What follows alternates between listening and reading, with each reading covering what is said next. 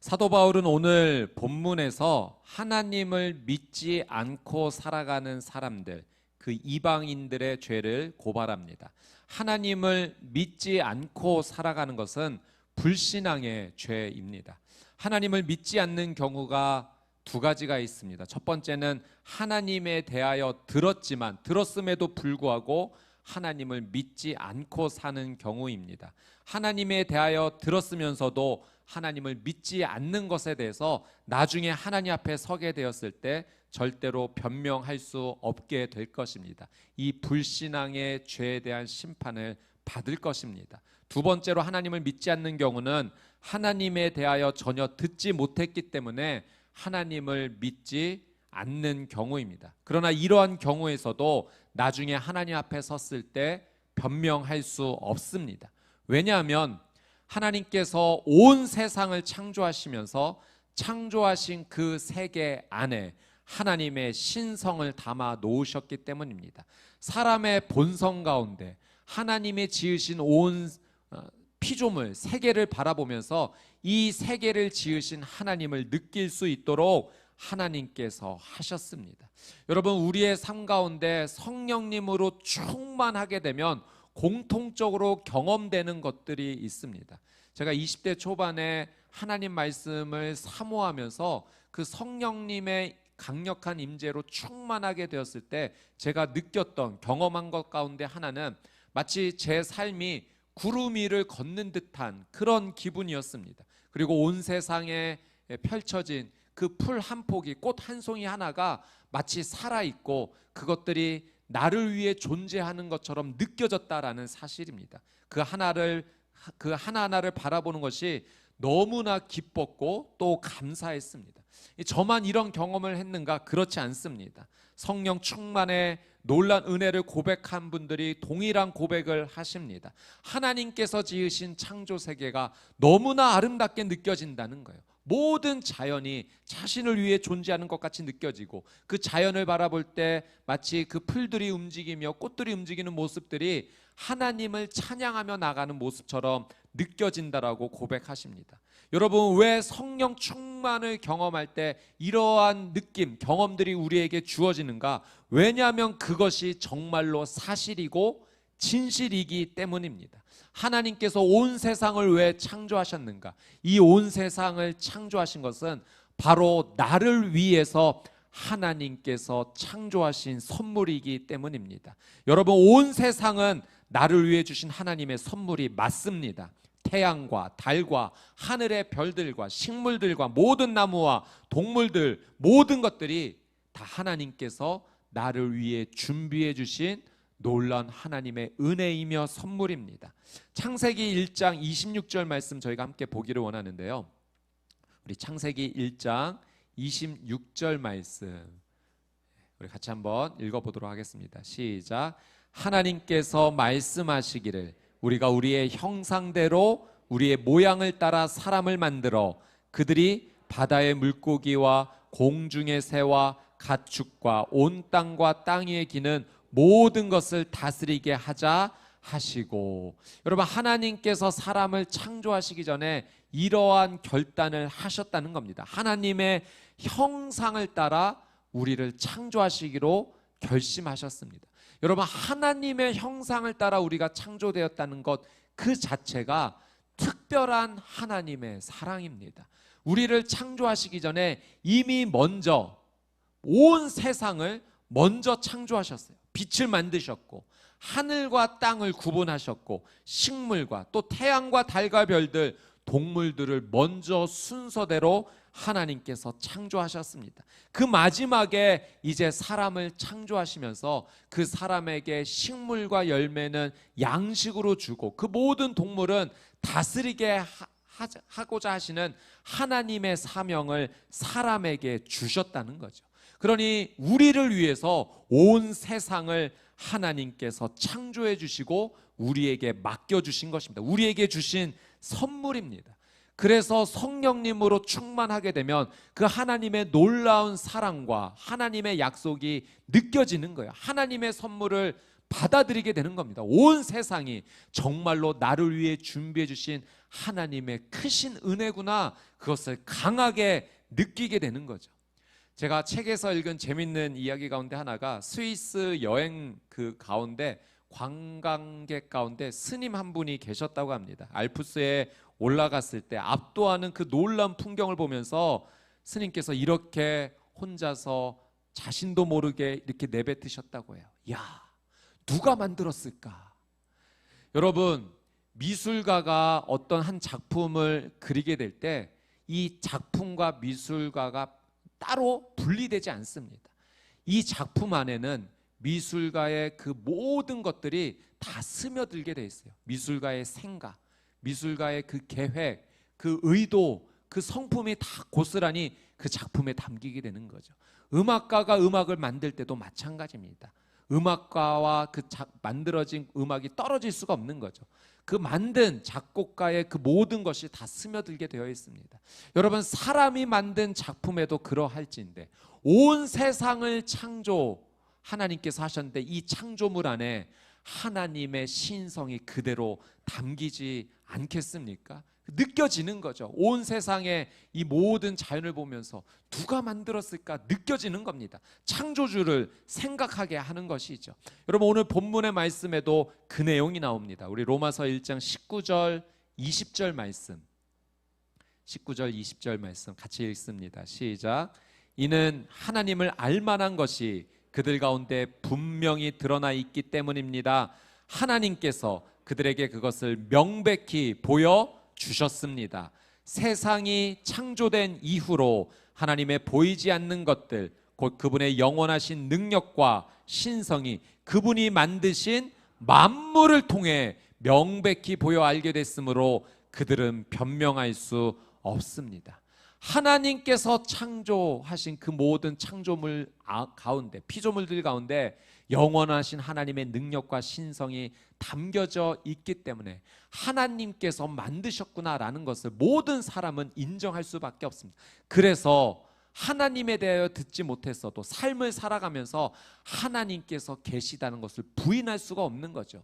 그래서 하나님에 대해 듣지 못하고 하나님을 믿지 못하고 산 사람들도 나중에 하나님 앞에서는 변명할 수가 없는 것입니다. 하나님을 믿지 않는 것은 분명한 불신앙의 죄이다, 불경건이다. 사도 바울은 분명히 그것을 선포합니다. 그래서 하나님을 믿지 않는 자들에게 반드시 하나님의 심판이 있을 거라고 말하죠. 오늘 본문의 18절 말씀 같이 한번 읽어보도록 하겠습니다. 18절 시작. 하나님의 진노가 불의로 진리를 막는 자들의 모든 불경건과 불의에 대해서 하늘로부터 나타납니다. 하나님의 진노가 하늘로부터 나타난다라고 분명히 선포합니다. 이것은 반드시 있을 것이라는 겁니다. 여러분, 하나님의 진노가 있을 거라는 사실을 우리는 가볍게 여겨서는 안 돼요. 여러분, 하나님의 진노가 있습니다. 하나님의 진노는 우리가 어렸을 적 잘못해서 부모님이나 선생님께 받았던 불호령 정도가 아닙니다. 여러분, 하나님의 진노, 심판 앞에서는 살아남을 자가 단 한 사람도 없습니다. 하나님의 진노가 하늘로부터 나타난다는 것은 그 영원하신 능력을 가지신 하나님께로부터 시작이 되며 하나님의 진노가 나타날 때 이것을 피할 사람은 단 한 사람도 없다라는 의미입니다. 이 하나님의 진노가 누구에게 임하는가? 18절 말씀해 보니까 불경건과 불의한 사람들에게 임한다는 거죠. 이 불경건이 바로 하나님을 믿지 않는 것을 말합니다. 하나님을 믿지 않는 자들에게 하나님의 진노가 임하고, 불의한 자들, 하나님을 믿지 않음으로 그의 삶에서 부도덕한 삶, 즉 죄를 짓고 살아가는 자에게 그 죄의 대가로 하나님의 진노가 반드시 임한다는 거예요. 여러분, 하나님의 진노가 하늘로부터 나타난다라고 하는 이 시제는 미래 시제가 아니라 현재 시제입니다. 무엇을 의미하냐면 하나님의 진노가 예수님께서 다시 오실 그 마지막 때 최후의 심판으로도 반드시 나타날 것이지만 그때뿐만이 아니라 지금 우리가 살아가는 이 삶 속에서도 하나님의 진노가 얼마든지 임할 수 있다는 것을 하나님께서 오늘 우리에게 가르쳐 주시는 거죠. 여러분, 성경에 보면 소돔과 고모라는 죄악의 도시가 있었고, 이 죄악의 도시가 하나님의 진노를 하늘로부터 받는 것을, 우리 성경에 기록된 것을 보게 됩니다. 창세기 19장 말씀을 보면 이 소돔과 고모라의 이야기가 나오죠. 이 소돔과 고모라에 아브라함의 조카 롯이 살고 있었습니다. 여러분, 그런데 이 소돔과 고모라는 완전한 죄악의 도시였어요.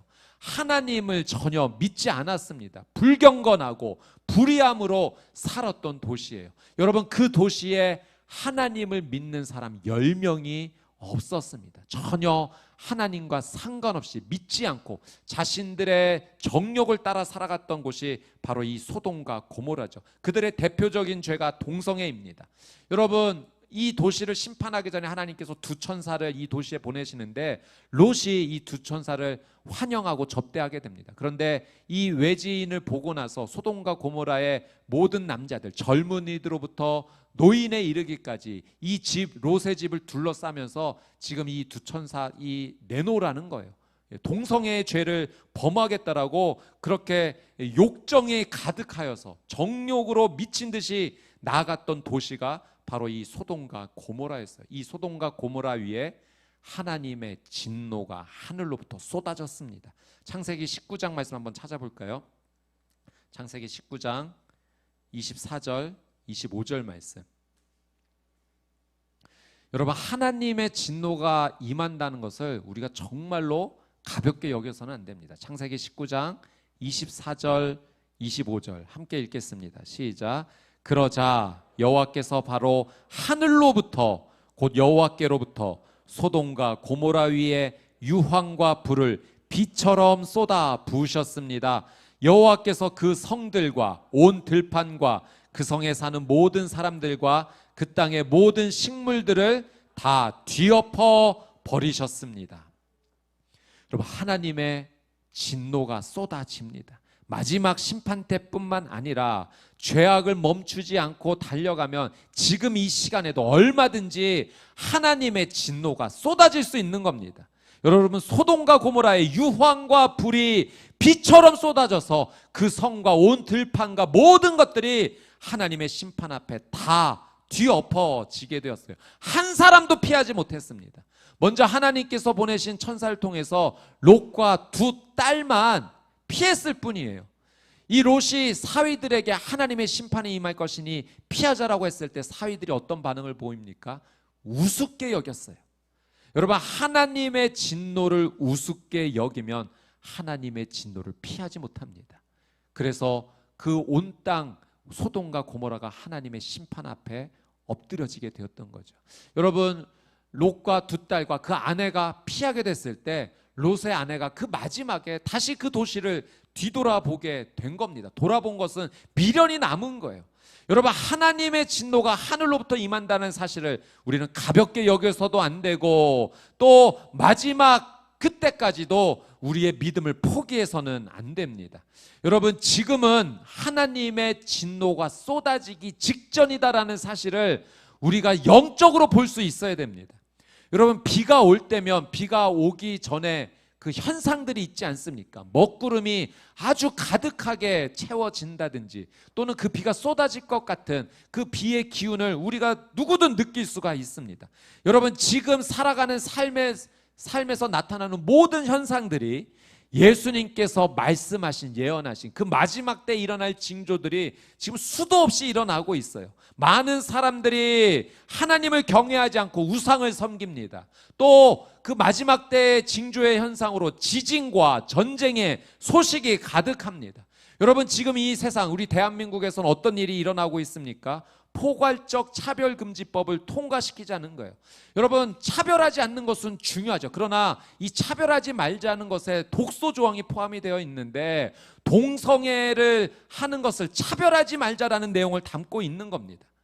여러분, 소돔과 고모라가 왜 멸망했습니까? 왜 하나님의 진노를 피하지 못했습니까? 그 죄악의 마지막이 동성애예요. 소돔과 고모라가 동성애로 가득했어요.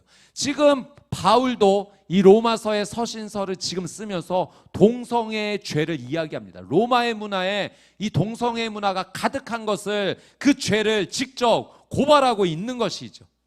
여러분, 지금 이 땅에 하나님의 진노가 쏟아져도 이상하지 않을 것이라는 것을 우리는 분명히 영적으로 볼 수 있어야 됩니다. 여러분, 지금 이 땅 가운데 우리가 살아가는 모습이 어떠한가 오늘 말씀을 통해서 깨닫기 원해요. 자, 21절 말씀, 자, 같이 한번 읽어보겠습니다. 오늘 본문의 21절 시작. 그들은 하나님을 알면서도 하나님을 영화롭게 하지도 않고 감사하지도 않았습니다. 오히려 그들의 생각이 허망해졌고 그들의 어리석은 마음은 어두워졌습니다. 여러분, 하나님을 믿지 않는 삶의 결과가 무엇인가? 두 가지가 분명히 나타났는데 하나님을 영화롭게 하지 않습니다. 첫 번째는 하나님을 찬양하지 않는다는 거예요. 경외하지 않는다는 거예요. 두 번째는 하나님께 감사하지 않습니다. 여러분, 이 말씀을 통해, 말씀의 거울을 통해 우리의 영혼을 한번 살펴보셔야 됩니다. 여러분, 하나님을 찬양하고 계십니까? 하나님을 영화롭게 하고 계십니까? 날마다의 삶 속에서 하나님 주신 은혜를 감사하며 이 모든 것이 하나님 주신 은혜라고 하나님께 영광 돌리고 계십니까? 여러분, 내 영혼이 하나님을 찬양하고 하나님께 영광 돌리지 않는다면 여러분, 우리의 삶이 지금 잘못된 길을 걸어가고 있는 거예요. 하나님을 경외한다면 날마다 그의 입술에서 감사의 고백이 반드시 흘러나오게 되어 있습니다. 이 모든 것이 하나님의 은혜이구나, 하나님 주신 것이구나. 하나님을 경외하는 자의 삶 가운데는 그 믿음의 고백이 억지가 아니라 정말로 그 감격 속에서 그 입술의 고백 가운데 흘러나올 수밖에 없는 거죠. 여러분, 천국의 삶은 어떠한 삶인가? 요한이 본 그 천국의 모습 가운데 이런 모습이 있습니다. 요한계시록 4장 8절 말씀인데요, 제가 한번 읽어드리도록 하겠습니다. 내 생물은 각각 6날개를 가지고 있고 날개둘레와 안쪽에는 눈들이 가득합니다. 그들은 밤낮 쉬지 않고 말했습니다. 거룩 거룩 거룩 전능하신 주 하나님, 전에도 계셨고 지금도 계시고 장차 오실 분이십니다. 여러분, 천국의 삶에는 하나님을 영화롭게 하는 고백과 감사의 고백이 흘러넘치는 줄 믿습니다. 그러니 여러분, 우리가 예수님을 믿어 구원받은 자로서 지금 우리의 삶이 천국의 삶을 살기를 원한다면 여러분, 우리의 지금 입술의 고백 가운데, 삶의 고백 가운데 하나님을 향한 그 놀라운 은혜를 주신 분에 대한 영광을 올려드리는 고백과 찬양의 고백이 흘러넘쳐야 되는 것입니다. 저는 여러분 믿음으로 권면하고 축복합니다. 여러분의 그 귀한 믿음 안에서, 예수님이 나의 구원자라는 사실을 믿는 믿음 안에서 하나님을 영화롭게 하며 감사하는 고백이 흘러넘치게 되시기를 주님의 이름으로 축복합니다. 그것이 영원한 생명의 삶을 누리는 삶, 곧 천국의 삶을 사는 것이죠. 그러나 하나님을 믿지 않는 자들에게는 하나님을 영화롭게 하고 감사하는 고백이 전혀 없다는 거예요. 자, 그들은 어떤 삶을 사는가? 오늘 로마서 1장 22절 23절 같이 한번 읽어보도록 하겠습니다. 22절 23절 시작. 그들은 스스로 지혜롭다고 하지만 미련하게 돼 썩지 않는 하나님의 영광을 썩어질 사람이나 새나 짐승이나 기어다니는 동물의 우상으로 바꾸었습니다. 여러분, 하나님을 경외하지 않으면서 스스로 지혜롭다라고 여기는데 오히려 어리석은 삶을 살아간다는 거예요. 썩지 않는 하나님의 영광을 썩어질 사람이나 새나 짐승이나 기어다니는 동물의 우상으로 바꾸어 섬긴다는 겁니다. 여러분, 우리가 창조주 되신 우리 하나님을 경외하지 않는다면, 우리가 하나님을 믿지 않고 살아간다면 내 삶은 아무것도 믿지 않고 살아가는 삶인가? 그렇지 않아요. 여러분, 우리는 하나님께서 우리를 창조하실 때 하나님을 경외하며 살도록 우리의 삶을 하나님께서 정하셨기 때문에 하나님을 경외하지 않으면 다른 무언가를 경외하며 살아갈 수밖에 없습니다. 그러나 그 모습은 진짜 어리석은 삶이죠. 왜냐하면 우상을 섬기는, 하나님을 영화롭게 하지 않고 그분 대신에 다른 것을 섬기며 살아가는 자의 삶 가운데는 하나님의 진노가 하늘로부터 임할 것이기 때문입니다. 스스로 지혜롭다 생각하지만 정말 어리석은 삶을 선택한 거죠. 자, 24절 25절 그 우상 숭배하는 자의 삶 가운데 어떤 일이 일어나는가? 24절 25절 읽겠습니다. 시작. 그러므로 하나님께서는 그들이 마음의 정욕대로 살도록 더러움에 내버려 두시니 그들은 서로의 몸을 욕되게 했습니다. 그들은 하나님의 진리를 거짓과 바꾸고 창조주 대신 피조물을 경배하고 섬겼습니다. 하나님께서는 영원히 찬양받으실 분이십니다. 아멘. 24절 말씀해 보니까 정욕이라는 단어가 나옵니다. 이 정욕의 원어가 에피디미아라는 단어인데요, 아주 격렬하고 과도한 욕망을 의미합니다. 이 단어는 금지된 쾌락에 대한 아주 격렬한 욕망이에요. 하나님을 섬기지 않는 이유가 바로 이 욕망대로 살아가고 싶어서 그래요. 이 욕망에 완전히 붙잡혀 살아가고 싶어서 하나님을 섬기지 않고 우상을 숭배하는 것입니다. 우상 숭배 원인이 여기 있는 거죠. 자신의 이 욕망을 채우고자, 금지된 쾌락에 대한 이 격렬한 마음을 채우고자 하나님을 섬기지 않고 미친 듯이 죄를 향해 달려가는 우상 숭배의 삶을 살아간다는 겁니다. 자, 26절 27절 말씀 한번 읽어볼게요. 같이 한번 읽겠습니다. 시작. 하나님께서는 이 때문에 그들을 수치스러운 정욕에 내버려 두셨습니다. 여자들은 남자와의 정상적인 관계를 비정상적인 관계로 바꾸고, 남자들도 마찬가지로 여자와의 정상적인 관계를 버리고 서로 정욕으로 불타올랐습니다. 그들은 같은 남자끼리 부끄러운 일을 행했고, 이런 타락한 행위로 인해 그들 자신이 마땅한 징벌을 받았습니다. 여러분, 하나님을 떠나 욕망을 채우고자 끝까지 달리면 최종적으로 나타나는 그 죄는요, 동성애입니다. 여러분, 당시 로마는 이 동성애 죄가 가득했어요. 남자와 여자가 정상적인 관계를 버리고 같은 동성끼리 서로 정욕으로 불타오른 겁니다.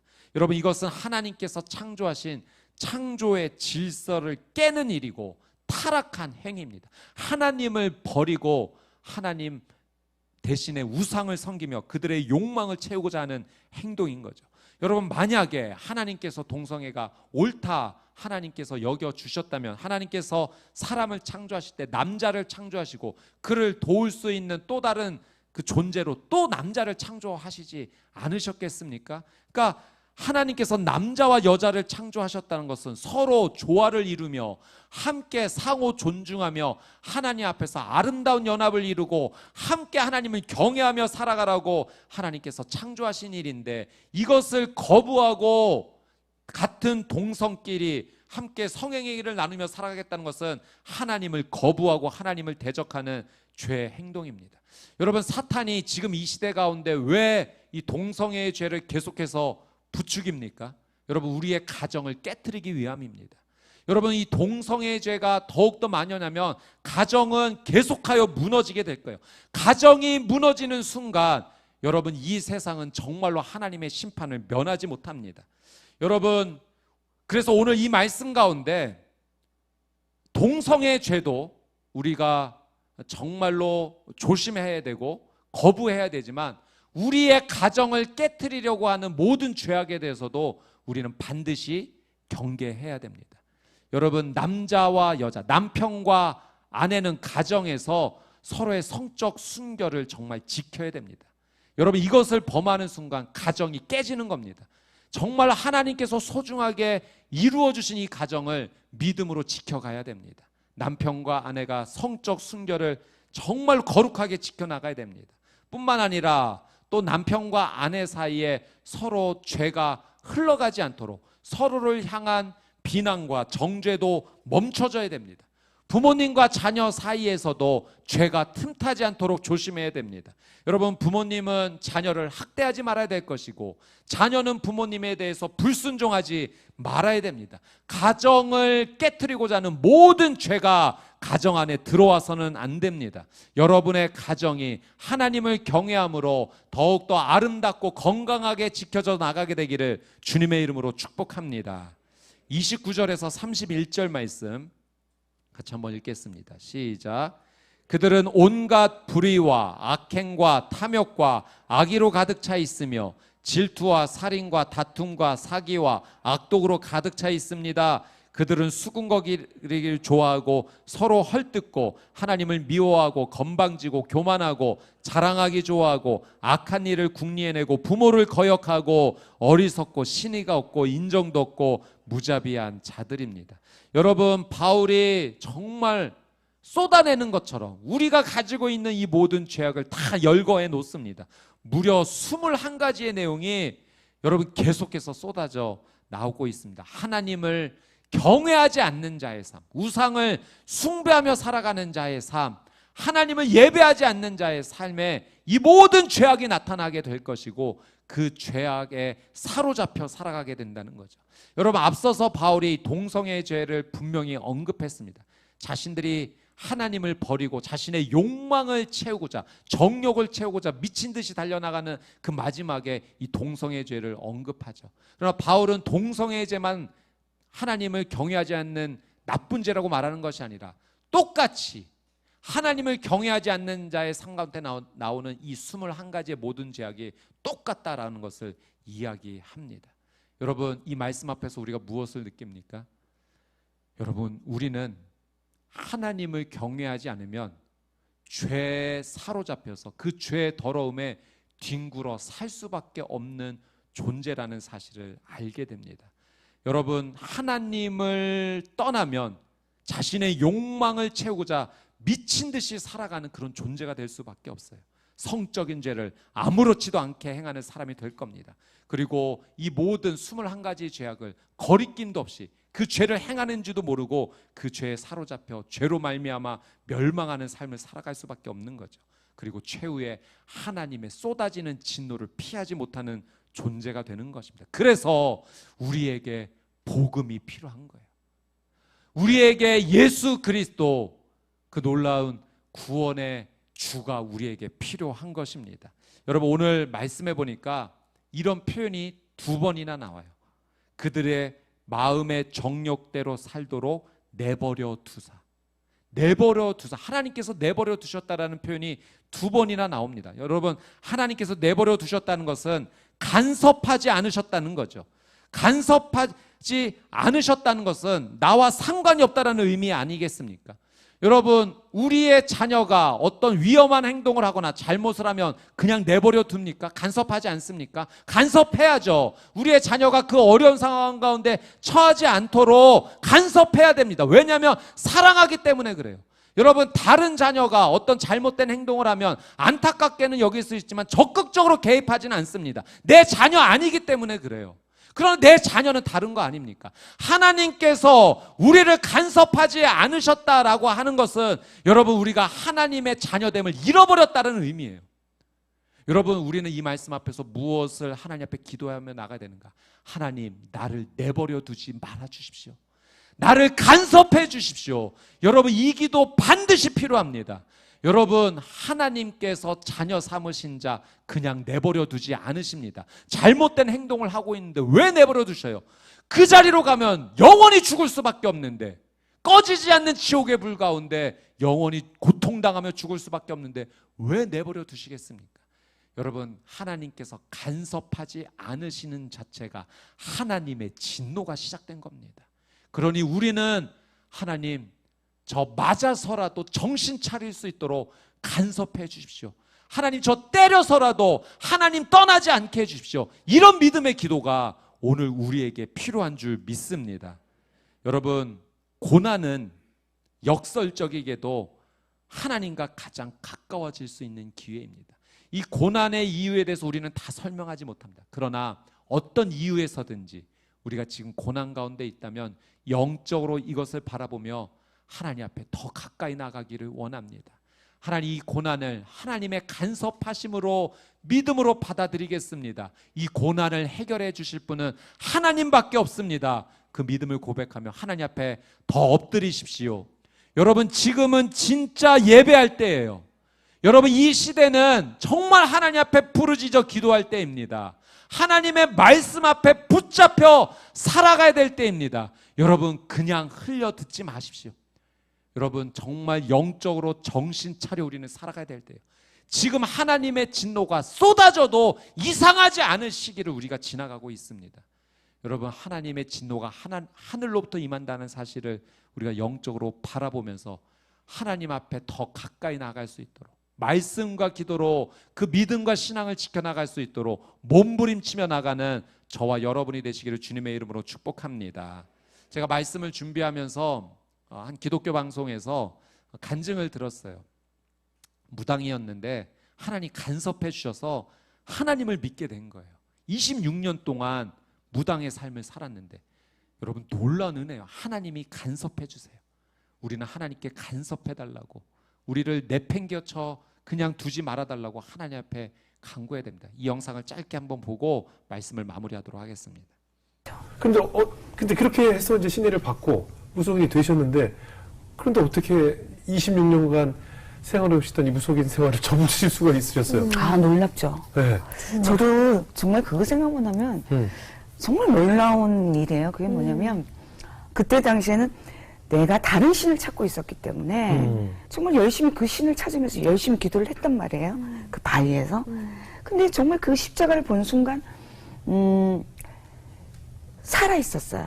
살아 있다는 게 뭐냐면 그 우리가 흔히 내가 이렇게 봐왔던 그런 십자가가 아니라 정말 빛을 발하면서 그 광채를 내면서 그 정말 그 십자가가 살아 있다는 게 저한테 확 밀려왔었어요. 그리고 저는 그때 당시 영의 눈을 가지고 있었기 때문에 살아있다 죽어있다는 것을 대반에 알거든요. 근데 그거는 내가 어떻게 거부할 수 없는 거, 그리고 내가 정말 아까 말한 것처럼 제가 26년간을 생명처럼 여겼던, 살기 위해서 모셨던 그 신은 내 머릿속에 온데간데 없는 거예요. 그 십자가를 본 순간에는 저는 그 십자가를 본 순간에 그냥 그런 이제 제가 먼저 캐치를 한 거예요. 알았던 거예요. 그래서 두려워서 그냥 주저앉았어요. 뭐 생각할 것도 없었어요. 그냥 제 입에서 살려주세요. 잘못했습니다. 그 말만 계속 나왔어요. 근데 내가 뭘 잘못한지도 모르고 그런 거에 아무 생각도 안 났어요. 그냥 무조건 내 입에서 나오는 대로만 이렇게 했어요. 근데 조금 시간이 지나니까 내가 이제 살아왔던 것들이 이제 떠오르면서 아, 정말 내가 뭐가 잘못됐구나는 걸 제가 알았어요. 그리고 조금 시간이 지나니까 갑자기 내 마음이 굉장히 편안해지는 거예요. 편안해지면 마치 이 세상이 나를 만들어 놓은 것 같은, 나를 위해서 만들어진 것 같이. 그래서 굉장히 편안해지면서 이제 그때부터 이제 제가 아, 뭔가가 있구나. 이게 뭔가 달라졌구나. 그리고 아, 우리가 흔히들 그런 얘기 하잖아요. 십자가 하면 바보가 아니라 하나님, 예수님 기본적으로 알아요. 알죠. 왜냐면 또 고객이 기독교인이다 보니까 내가 너무 잘 아는 거예요. 그래서 제가 그걸 보면서 생각을 했죠. 아, 내가 아버지를 위해서 일단 뭔가는 해야겠다는 생각이 먼저 나한테 밀려오기 시작하는 거예요. 그냥 이렇게 있어서는 안 되겠다는 생각. 이제 지금 물론 그때는 예수님, 하나님을 알았지만 성령님을 몰랐거든요. 지금은 생각하면 그게 성령님이라는 걸 내가 알죠. 그렇죠. 저한테 감동과 그렇게 하라는 그런 모든 것들. 저한테 감동이 일어나는 게 뭔가 해야겠다는 생각에. 근데 정말 그쪽 세계에서는 신주단위가 정말 중요하거든요. 그쪽 세계에서는. 신주단지 모시듯 한다고 하잖아요. 그렇죠. 그런 표현이 제일 아끼는 거. 그렇죠. 신을 모시는 단지. 그래서 그걸 함부로 손을 대서도 안 되고, 손을 대면 뭐 부정이 나서 뭐 줄초상이 나고, 이제 그런 단지예요. 네. 그 신의 세계에서는. 어떻게 하셨어요?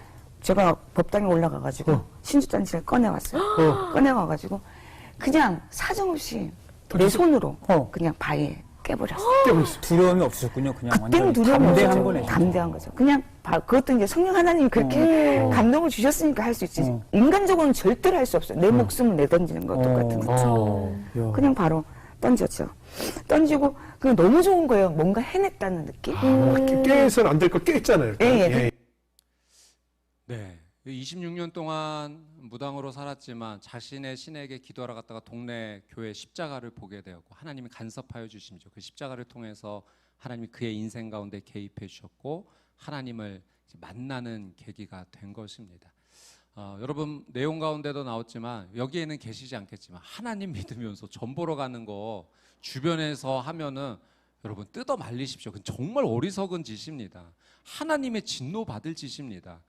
어떻게 하나님을 믿으면서 아무것도 아닌 그 귀신에게 자신의 운명을 물으러 간다고 그렇게 갈 수가 있겠습니까? 여러분 하나님께서 개입해 주시는 인생이 복된 인생인 줄 믿습니다. 그래서 하나님 개입해 주십시오. 하나님 내 인생 어떻게 해서든지 이 믿음 끝까지 붙잡고 하나님 나라 천국문 들어갈 수 있을 때까지 하나님 이 믿음 포기하지 않도록 하나님 내 인생 가운데 개입해 주십시오. 우리의 가정 가운데 개입해 주십시오. 우리의 자녀의 삶 가운데 개입해 주십시오. 하나님 때려서라도 깨닫게 해 주십시오. 이 믿음의 고백 하실 수 있어야 됩니다. 여러분, 내 영혼이 지금 어떠한 상황인지를 보셔야 돼요. 여러분, 우리의 겉모습을 소홀히 여기라는 것 아닙니다. 우리의 겉모습도 최선을 다해서 잘 살아가야 되죠. 그러나 정말 하나님께서 관심이 있으신 것은 우리의 영혼이에요. 여러분, 내 영혼이 지금 어떠한 모습인지, 하나님을 온전히 바라보고 있는지, 아니면 죄악으로 인해 너덜너덜해진 상황인지, 우리의 영적 영혼, 영적으로 우리의 영혼을 볼 수 있어야 됩니다. 여러분, 정말로 하나님의 나라에 들어갈 수 있는 믿음이 있는 영혼의 상태입니까?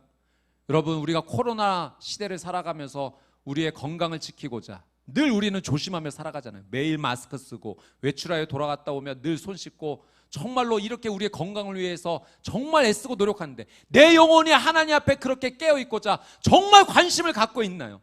매일 하나님 앞에 기도하지 않으면 내가 기도하지 못했구나 안타까운 마음에 정말 그렇게 내 영혼이 몸부림치고 있습니까? 하나님 말씀을 내가 묵상하지 않고 읽지 않으면 내 삶이 정말로 내가 잘 살고 있는가 너무 안타까워서 내 영혼 가운데 야단치며 하나님 말씀 앞에 나아가고 계십니까? 예배 자리에 나오면서 어떤 마음으로 나오십니까? 정말 하나님을 경외하고자 하는 그 감격으로 내 영혼이 나오고 있는지 우리의 영혼을 볼 수 있어야 돼요. 하나님은 내 영혼에 관심이 있으세요. 여러분, 예수 그리스도를 만난 자마다 그의 속사람이 영혼이 어떠한지를 보게 되었어요.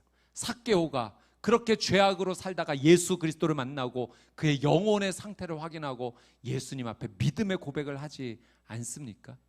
여러분, 가늠하다가 잡혀서 돌에 맞아 죽기 직전에 이 여인 예수님 만났어요. 여러분, 예수님 만나고 나서 하나님의 진노를 피하고 다시 죄짓지 않게 되는 그 삶을 살게 됩니다. 그러니 오늘 우리가 우리의 영혼이 정말 하나님 앞에 온전히 서 있는지 알기 위해서는 예수 그리스도 앞에 서야 합니다. 여러분, 예수님이 나의 구원자이십니다. 예수님은 나의 그리스도이십니다.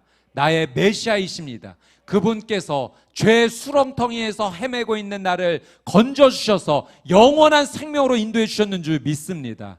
예수 그리스도를 믿는 이 믿음 붙잡고 하나님의 진노가 쏟아질 것을 영적으로 바라보면서 매일매일 삶, 우상을 쫓아가는 삶이 아니라 정욕을 향해 쫓아가는 삶이 아니라 하나님을 향한 그 믿음을 갖고 살아가는 저와 여러분의 삶이 되시기를 주님의 이름으로 축복합니다.